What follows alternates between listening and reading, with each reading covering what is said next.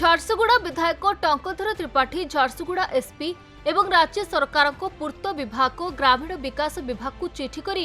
संपृक्त ठिकादार करिथिबा road काम उपरे तदंत करी नियम अनुसार काम होइछि ना नाही तदंत करी दृढ़ कार्यानुष्ठान नेबा पई अनुरोध करिसेंती। झारसुगुड़ा रे गत 4 तारिख रे होइथिबा बादल फटा वर्षा रे अस्तव्यस्त होइथिला साधारण जीवन। उक्त वर्षा रे एनएच 49 बाईपास रास्ता निर्माण कार्य रे पाउस व्यवहार होइछि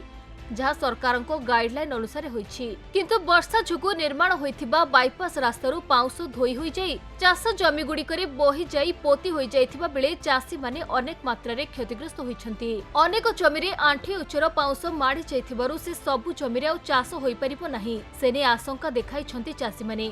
राज्य सरकार एवं विशेष करी पूर्त विभाग रो मान्यवर मंत्री श्रीयुक्त पृथ्वीराज हरिचंदन को कृतज्ञता जणाइबा पई चाहे धन्यवाद जणाइबा पई चाहे जो हिसाब रे से तत्परता प्रकाश करी जो लगाण वर्षा फल रे झारसुगुड़ार जो व्यापक क्षय क्षति होइतला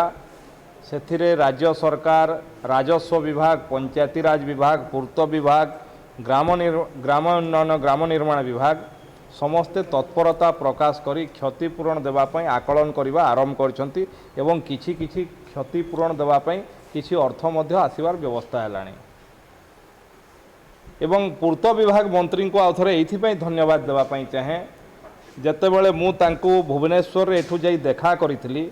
जे NH 49 रे वर्षा कारण रु विभिन्न जगार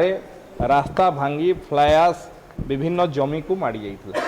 से तुरंत चीफ इंजीनियर को मोर सामने डकैले मोर सामने मीटिंग हला चीफ इंजीनियर उपस्थित थे से तुरंत निर्देश देले NH विभाग रो वरिष्ठ कर्तृपक्ष माने कर्मचारी माने तांकर आसी जगार स्थानर निरीक्षण करी एवं तार मरामती करने सांगे सांगे जो जो चाषी मानकर क्षति होइछि तांकु NH तरफ क्षतिपूरण देवार व्यवस्था मध्य कले तार आकलन जहाँ जिला प्रशासन आकलन करिक दब तार क्षतिपूरण देवार कथा मध्य से कहले बोध हुए झारसुगुड़ा इतिहास रे मु ओडिशा इतिहास कथा कहि परिबि नाही झारसुगुड़ा इतिहास रे प्रथम थर पई कोठी एभलिया आस पड़ी को जमी क्षति होइथिबो एवं लोकों को क्षतिपूरण देवार व्यवस्था करिछि ए लोकों सरकार आमे लोक जोटा चाहिए से अच्छु तार बाद रे भी मु आज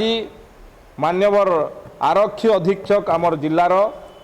जे एसपी महोदय को देखा करने आसती एवं मो तरफ गोटे अनुरोध करिछि पत्र माध्यम रे जे जो कॉन्ट्रैक्टर ये काम करुछंती जदि किछि नियम रो उल्लंघन करिसंती ताहेले ताको इनक्वारी करिकरी आईन अनुसार FIR लॉन्च करिकरी से कॉन्ट्रैक्टर विरुद्ध रे मध्य आईनगत एवं कार्यानुष्ठान ग्रहण करिवा पई FIR करिकी ता पई आज एसपी महोदय को पत्र देछि ता संगे संगे मु आपण मान को जणाई देवा पई चाहे आज मध्य मु गोटे पत्र पूर्त विभाग रो मान्यवर मंत्री को लिखिछि जे तांको तो प्रथमे धन्यवाद अर्पण करछि झारसुगुड़ा बासी सांगे छिड़ा ही सबु चाषींकर क्षतिपूरण व्यवस्था करतिबारु एवं जमीरु आस उठेबा पई व्यवस्था करतिबारु एवं से प्रक्रिया मध्य आपण माने जानिथिबे विभिन्न जगह रे आरंभ होई सारलाणी। झारसुगुड़ारो प्रीतम पंडा को रिपोर्ट खबर ओडिशा।